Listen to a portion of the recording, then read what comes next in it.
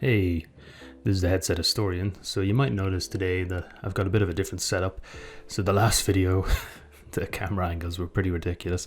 So I spent a while getting a new setup going, and hopefully this should work a lot better. I can actually see now with a viewfinder and stuff, and I've gotten, kind of a setup here that lets me kind of keep track a bit more of what's in screen. So let me know what you think, if this is better, and if there's any other improvements that I should be making.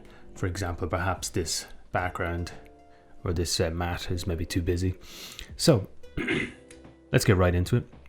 Today I want to talk about the Pimax Crystal.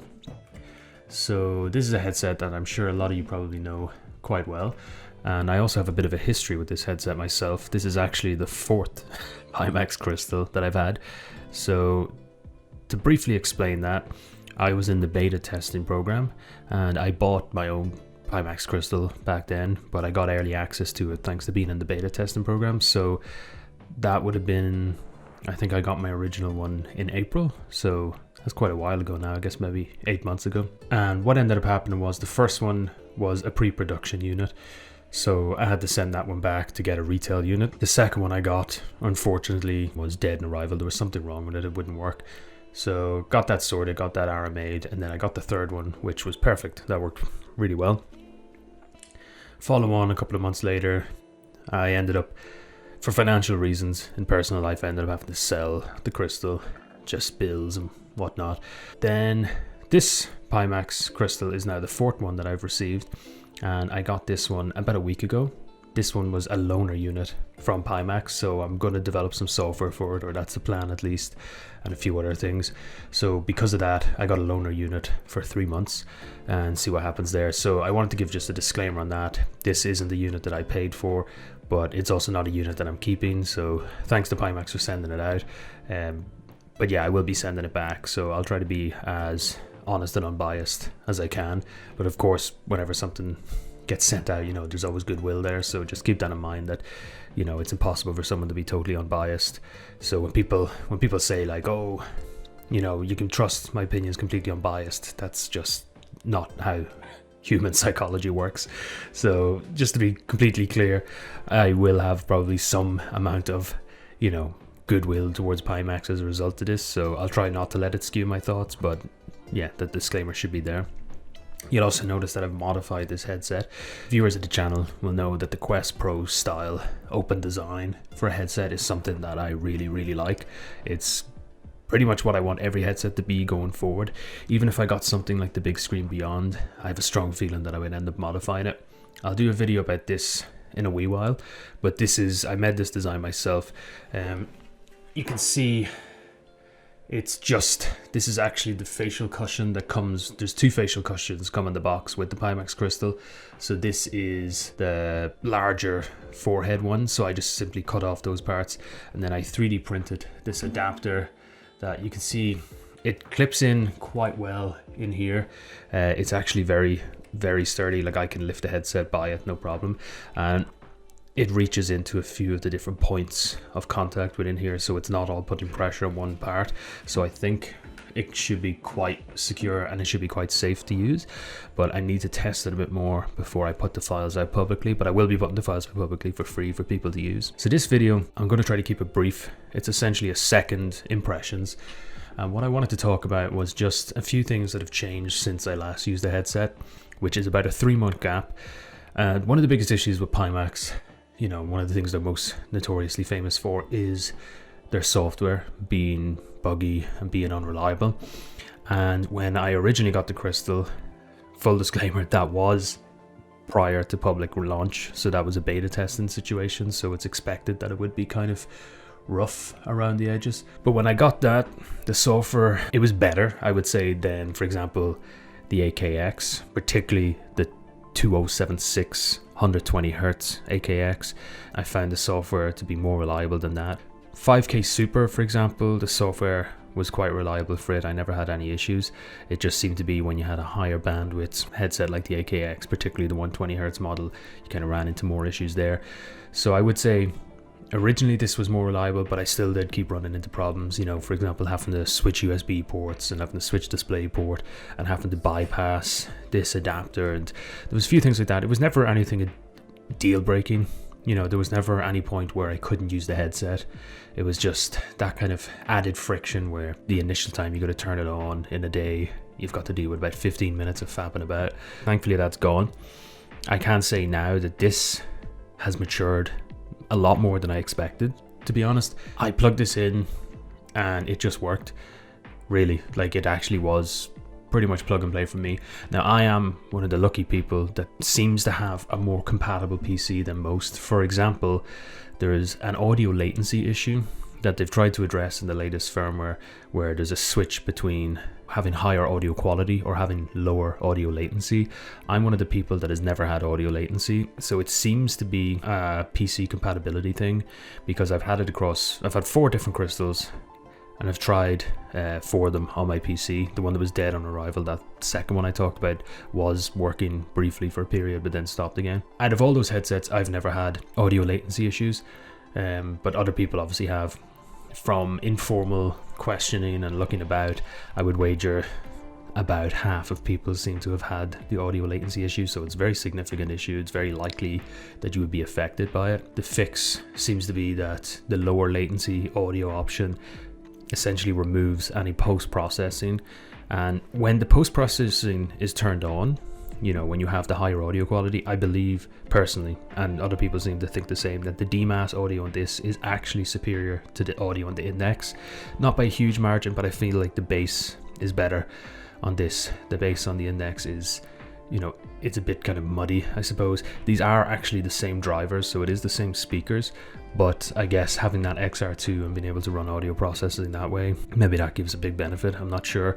I'm not actually 100% certain if the audio processing is being done on the XR2, but if I was given the 2 options, I would choose this audio over the Index audio, which is quite high praise because the Index audio is brilliant, as I'm sure many of you know. However, if you do have a system where the audio latency is an issue, then you lose that impact, you lose that benefit because the audio quality is quite a bit worse. You can try to mitigate it with different software like Equalizer APO, if you're familiar with that. That's a freeware solution for Windows that allows you to add an equalizer and some other features to your audio chain on Windows, so you can improve the audio that way, and that won't affect the latency, but it's still not going to be as good, in my opinion, as the proper audio that they come with. It does seem to be something to do with an Intel Nvidia thing, because I have an AMD CPU and an Nvidia MSI GPU and I don't have an issue, and it seems like other people with that setup find similar, but then people with Intel CPUs seem to be more prone to getting this audio latency issue. But it's also something that, as far as I know, has been noticed in other areas other than just the Pimax Crystal, where Nvidia's high definition audio delivery seems to have this bug for some people in some systems and some setups. So hopefully it'll get resolved. It's been quite a while now, like 6 months, where this has been an issue. It does seem to be getting better, but it's still not fully resolved, so that's something to be aware of. You'd want to, I guess, essentially see for yourself in your own system if you do decide to get this headset, and determine from that if that's a deal breaker or not. Overall, like I was saying, the Pimax software package is quite solid now, I would say. Before, it used to ask you every time you turn on the headset, set up the room setup, but if you skipped it, it would remember the room setup, so you didn't need to do that. And I actually find it shockingly consistent at remembering the room setup. Now, it's not remembering a boundary in PCVR mode, it's just remembering the center of the room and where the ground is. I find it remembers it fine. So there's a checkbox now where when it pops up saying, set up your room, you can be like, don't show me this again. And I've never had to do it beyond the first time since I've got this one back. And also, to be honest, with the last one I had, in the first couple of months, I had to keep redoing it, but then after a few months that was sorted. So now I never have to redo the room setup. Other than that, it's been really solid. The main improvement I noticed was the controller tracking. So I was originally asking Pimax, could you send me out the Lighthouse faceplate with this unit, so that I could, have solid tracking, because I was having issues with the tracking for quite a while back during when I previously had the Crystal headset. And one of the biggest issues I was having, for example, was that if I held my hand still, one of the controllers would start to just drift off. My hand was obviously stationary, but the controller would start to drift off, and that got very frustrating, especially if you're holding a two-handed weapon. You would essentially just start to turn the gun around, which is not ideal. You'd end up potentially shooting yourself, which is great. I like to play competitive shooters, so it's that's a deal breaker for me. However, since trying the Crystal now where it is currently, I have told them don't bother sending me the Lighthouse faceplate. I don't want it. The tracking on this is now excellent. I can't really tell any difference between it and Quest 2, for example. I find some people say it's better in certain ways. I can't say I've noticed anything that's better, but it's right up there now. I find the tracking to be really solid. I do have a well-lit room with a lot of photo frames on the wall and things like that, so I do have a pretty good setup for inside-out slam tracking. If you're not familiar, the way inside-out slam tracking works is cameras are pointing outwards and they'll map, different points on the room as tracking markers, geometry. So, if you have a photo frame, it might map that square and remember that there's a square there, and that sort of thing. That's a very gross simplification, but it's essentially how it works. If you had a room that's just all white walls, then you're going to have a really bad time with inside-out tracking. The tracking now on the controllers it's solid. I have no issue with it at all. I really like it, and personally, I've been wanting to get rid of Lighthouse for ages. I know that's a controversial opinion. I know if you're into full body tracking, then Lighthouse is still absolutely the way to go. For me, I don't do full body tracking, so it's not really a big boon for me in that regard. And the other aspect is I'm very sensitive to audio, and every base station I've gotten has a high pitch whine. And I've went through 8 pairs of base stations trying to find ones that didn't have a high-pitch whine, but I think it's just inherent in the system. They have a high-pitch whine. Most people can't seem to hear it, but I always hear it and it drives me crazy. So getting rid of that is the main reason. And I also just find, I do have glossy surfaces in my room. My room is very good for inside-out slam tracking, but it's not very good for Lighthouse base station tracking because of these glossy surfaces, and I don't want to have to cover things up, and add even more friction to try and get into VR. So Lighthouses are great for many people, and I'm happy it exists. I'm not in any way saying like, oh, other people shouldn't use it, but just for me personally, I would like to move away from it if it's all possible. And with the Pimax Crystal, that is absolutely possible. Other than that, what's been added in that's noteworthy is 72 Hz mode, which I haven't done much testing on yet, so I'll get back to you about that. But so far, it seems like a very nice choice for simmers and for people running, kind of beefier games, like maybe very heavily modded Skyrim VR, or just, high fidelity games in general where you really want to push the graphics and you're not too concerned about getting the highest frame rate. It's better to have a consistent 72 Hz than it is to have something fluctuating between 80 and 90 with potential micro stutter. So 72 Hz mode is a very nice addition, and it does make a versatile headset even more versatile. Now, of course, that's for some people, the versatility of this headset is a negative. For other people, it's a positive. For me personally, I am a tinkerer. I like, okay, I'm going to play this game, so I'm going to get the optimal setup for this game sorted out. And then I tend to play just one game for a while before moving on to the next. So I like having a headset that I can tailor specifically to each experience and get the maximum out of it. It's very satisfying for me, and tinkering is part of the enjoyment. That's not for everyone for sure, but for me, I love it. I don't necessarily want something that's just plug and play, but then you're limited and you can't really, tweak it to get the most out of it. The other thing that they've enabled since I last had the headset is the standalone mode. I gotta say, I'm very surprised by how much I was actually liking that mode. I think I might be one of the only people that's actually excited about it. But I will say I'm not excited about it for gaming, to be totally honest. What I am excited about it for is you can sideload Android APKs onto it very easily. So I'm thinking potentially there might be some very good media, perhaps productivity opportunities there using the headset standalone, when you're away from your PC. And of course, having some gaming options there is quite nice. I will also say that thanks to the beefy cooling solution in this, it does seem like the XR2 is able to be pushed a lot harder. The rendering resolution in particular on the Crystal is shockingly high. It seems, as far as I can tell, it seems like it's rendering at native resolution. It is 72 Hz as far as I can tell, but it does seem like it's rendering at a very high resolution. Admittedly, that is with a much more simple home interface. You know, it's just like a sofa floating in the middle of a kind of a simple enough geometry, sort of space station with a PNG background. It's not like it's this super detailed home environment, but I think it's a better approach to have it rendered at a higher resolution with simpler assets than vice versa. Because Quest 2, for example, a lot of people I know when they tried Quest 2, you know, if they were standalone users, they would always complain about why does everything look so blurry, and they would think that, oh, I'm trying to get the focus right, I must have it not sitting right in my head. And it's like, no, it's rendering at a low resolution, so it just looks blurry, and that's that. So that part's quite nice. And I tried sideloading an APK and it worked very well. I was very surprised by that. I want to test out some more stuff, mess around with it. I am thinking about potentially, I don't know how feasible it is, but I would like to try and come up with some sort of launcher for it to try and maybe have multitasking with your Android APKs. I think that's going to be quite difficult because right now we don't have a low-level API access to the Crystal. So you just have the Unity SDK, so anything you want to do would have to be a Unity app running on the Crystal, so that really limits your options. Originally I wanted to port ALVR to the Crystal. Now the Crystal isn't OpenXR compliant, which makes it tricky, but you know, it would be a matter of working out some sort of translation layer. However, because we don't have that low level API access, porting ALVR is, while technically possible through Unity, would be just a nightmare, so I'm not even going to attempt that. Perhaps in the future, if we get lower level API access, I can return to that idea and try to get some sort of open source wireless solution working on the Crystal. That'd be very nice. But for now, I'm going to change my focus on what I'm going to develop for this headset.